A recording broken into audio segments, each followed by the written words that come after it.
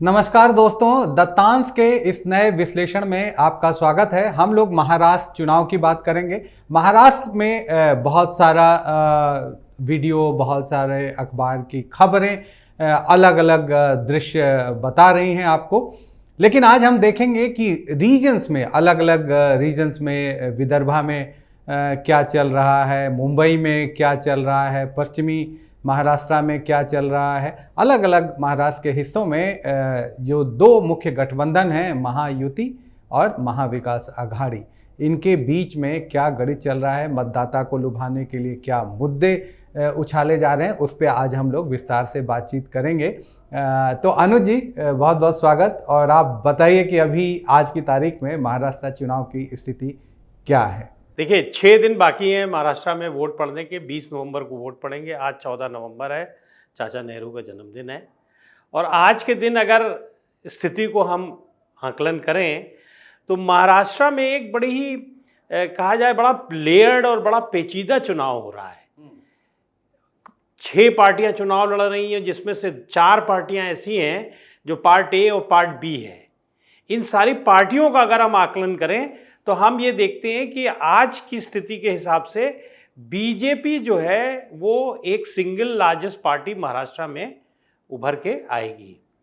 Both in terms of vote share, सबसे ज़्यादा vote भी बीजेपी को मिलेंगे और सीटें भी बीजेपी की सबसे ज़्यादा आएगी। लेकिन अगर डेटा को हम जब एनालाइज करते हैं तो हम देखते हैं कि 2014 से जहाँ से बीजेपी का राइज शुरू हुआ है, बीजेपी का 2014 का परफॉर्मेंस बेस्ट परफॉर्मेंस था। 122 सीटें आई थी और 27.8% मत मिले थे।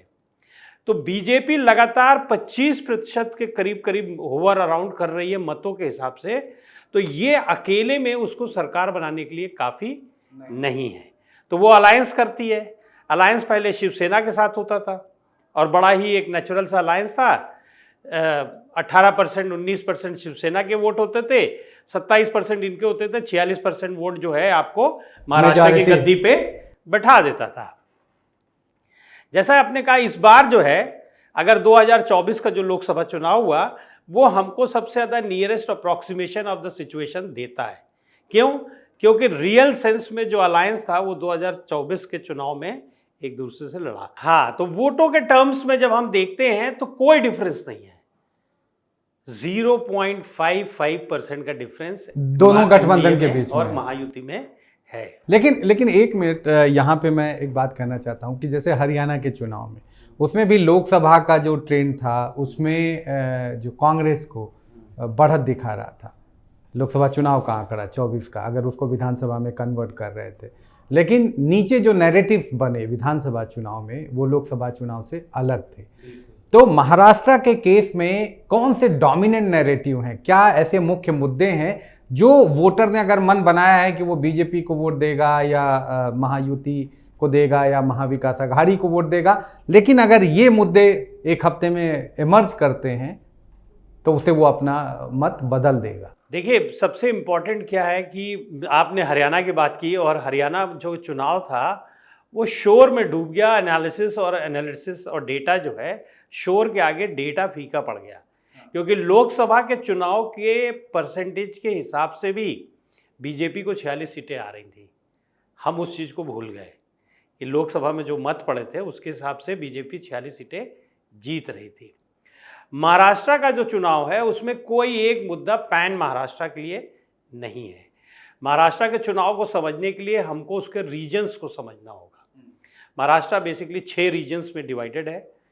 सबसे ऊपर अगर हम बात करें तो जो सबसे इम्पोर्टेंट जो रीजन है वो है विदर्भा का रीजन। विदर्भा जो है बीजेपी का एक स्ट्रॉन्ग होल्ड हुआ करता था। 2014 में उनको 44 सीटें आई थी और करीब करीब 40%, लगभग 62 विधानसभा सीटें, 62 में से 44 बीजेपी क्यों आई और 40% मत आए थे।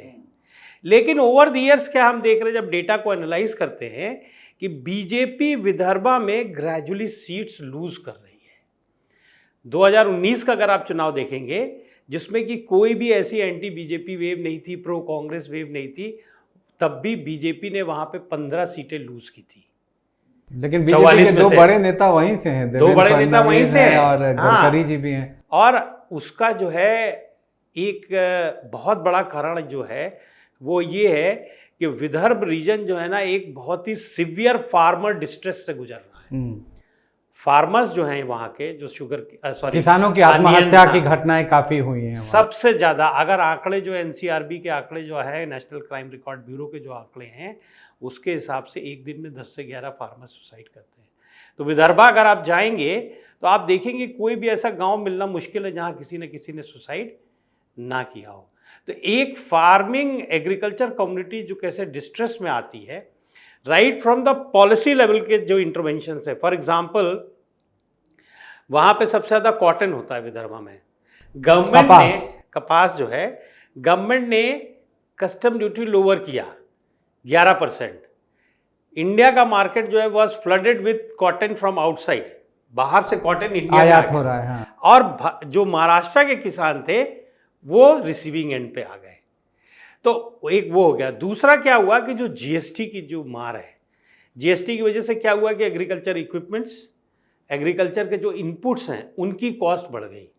तो एक तरफ जो है उनको प्राइस नहीं मिल रहा, एमएसपी जो है, कॉटन का एमएसपी जो है उससे कम दाम पे किसान आज अपना कॉटन बेच रहा है। तो एक फार्मर डिस्ट्रेस जो है, और वो रियल। लेकिन आपको लगता है कि ये जैसे किसानों से जुड़े ये जो मुद्दे हैं ये देखिए वोट को प्रभावित कर देंगे?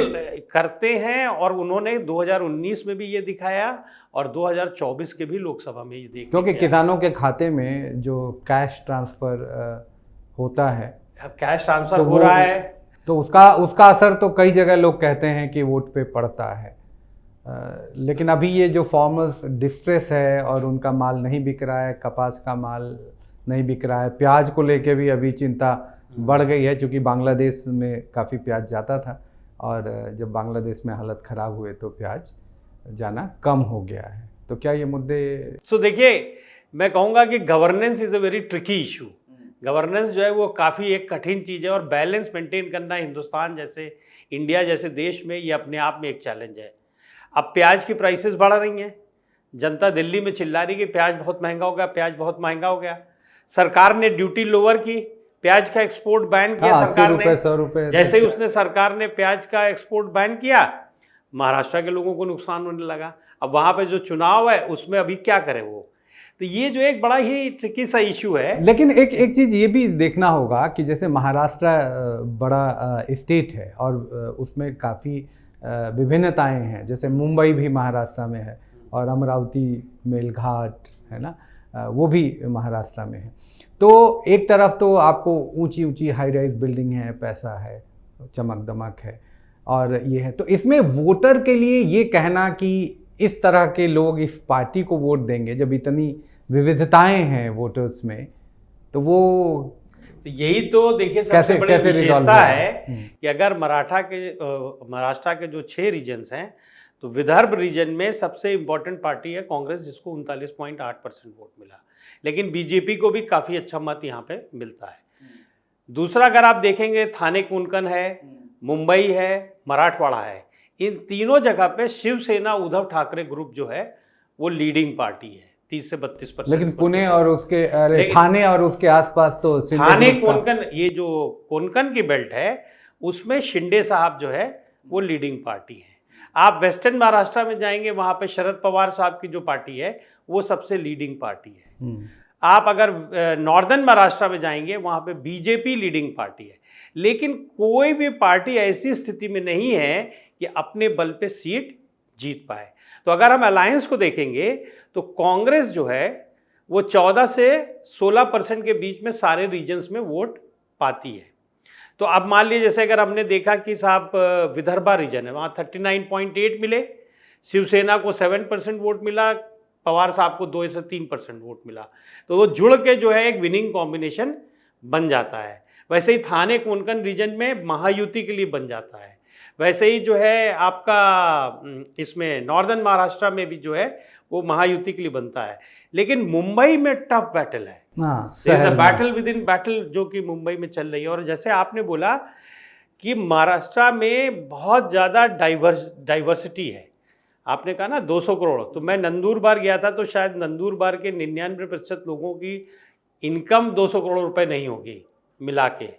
तो ये भी एक डाइवर्सिटी है और हर रीजन का अलग एक इशू है। फॉर एग्जांपल मुंबई में आपका गुजराती वर्सेस महाराष्ट्र का चल रहा है कि सारे जो इंडस्ट्रीज़ हैं वो गुजरात से जा रही हैं और वहाँ से भी जो जैसे फाइनेंशियल हब है तो उसको रिस्पॉन्ड करने के लिए शिंदे गवर्नमेंट ने एक वर्ल्ड इकोनॉमिक फोरम के साथ मिल के एक बहुत बड़ा प्रोग्राम किया कि $300 बिलियन इकॉनमी कैसे हम बना सकते हैं।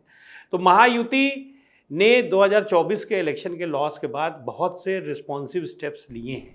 लेकिन ये जो है ना कि महाराष्ट्र और गुजरात, क्योंकि पहले तो दोनों स्टेट एक ही में थे, मोरारजी देसाई जी संयुक्त ये जो गुजरात महाराष्ट्र था उसके सीएम भी रहे थे, तो मुझे नहीं लगता कि ये आम मतदाता को प्रभावित करेगा कि इन्वेस्टमेंट महाराष्ट्र में हो रहा है या गुजरात ये में। मुंबई जो रीजन है, हाँ, मुंबई ये बिजनेस हाउसेस के लिए महत्वपूर्ण हो सकता है, बट मुंबई रीजन के लिए ये मुद्दा जो है ये मुंबई रीजन के लिए क्रिटिकल है।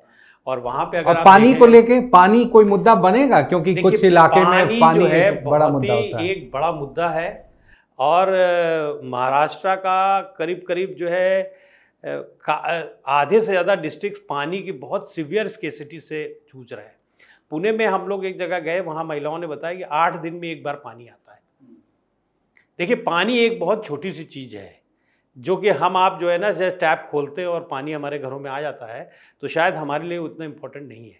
लेकिन एक गरीब महिला विदर्भ में आप सोचिए जो 10 किलोमीटर चल के जा रही है सिर्फ पानी भरने के लिए, उसकी क्या स्थिति है। तो उसके लिए जो है बहुत बड़ा मुद्दा है पानी का। और तो ये चुनाव में मुद्दा बना है पानी? हाँ, ये पानी बनेगा।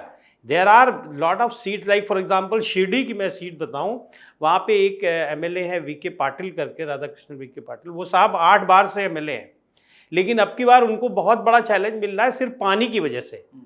शिरडी में लोग जो कह रहे हैं कि इन्होंने साहब इतने दिन से किया और पानी के लिए कुछ नहीं। चलिए आखिरी सवाल बहुत संक्षेप में, आप ये बताइए कि अभी आज की तारीख में महाविकास आघाड़ी जिसमें कांग्रेस शरद पवार गुट एनसीपी का और शिवसेना उद्धव ठाकरे हैं, और महायुति जिनकी सरकार चल रही है जिसमें बीजेपी है, शिवसेना का शिंदे गुट है और अजीत पवार गुट एनसीपी को लीड करते हुए वहाँ पे हैं, तो इन दोनों गठबंधनों में अभी किसको एज या बढ़त दिख रही है, कुछ आप बता पाएंगे आज की तारीख? देखिए आज की तारीख में अगर देखा जाए तो महाविकास आघाड़ी जो है बहुत महीन एज से आगे है। लेकिन अभी लाड़की बहना योजना का जो इम्पैक्ट होना है तो महाराष्ट्र में महिलाओं का वोट प्रतिशत बहुत ज़्यादा नहीं, जैसे मध्य प्रदेश में हमने देखा कि 75% 70% वोटिंग महिलाएं वहाँ पे कर रही हैं। अगर वोट प्रतिशत बढ़ता है महिलाओं का, मान लीजिए जिस दिन वोटिंग होती है और हम ये देखते हैं कि 60 से 65% महिलाओं ने वोटिंग किया है, तो ये फिर आप मान के चलिए कि ये महायुति के लिए बहुत ही सुखद संदेश होगा। अच्छा। और महायुति जो है फिर चुनाव एक जीतने की स्थिति में आ जाएगी अगर महिलाएं काफ़ी आगे बढ़ के वोट करती हैं, नंबर 1। अच्छा, एक महाराष्ट्र का एक इंटरेस्टिंग चीज़ और भी बहुत बड़ी इंटरेस्टिंग है जो कि आने वाले दिनों में कैसे प्ले आउट करेगी। 23 तारीख को रिजल्ट आएगा महाराष्ट्र का, 20 को चुनाव है, 23 को रिजल्ट आएगा और 2 दिन में सरकार बनाना है। और मुख्यमंत्री कौन है ये दोनों धड़ों का सरदर्द होगा, पता नहीं है कि कौन बनेगा। तो जैसे अगर क्लोज कंटेस्ट होता है जहाँ पे कि पार्टीज क्लियर कट विनर नहीं आ रही हैं तो ये देखने वाली चीज होगी कि बहुत अच्छा। तो ये देखना होगा कि दोनों गठबंधन में से किसको बढ़त मिलती है महाराष्ट्र के विधानसभा चुनाव में, और फिर मुख्यमंत्री का ताज जो संभावित उम्मीदवार हैं उनमें से किसी के सर पे रखा जाता है या कोई नया चेहरा इमर्ज करता है। बहुत बहुत धन्यवाद अनुज जी। Thank you.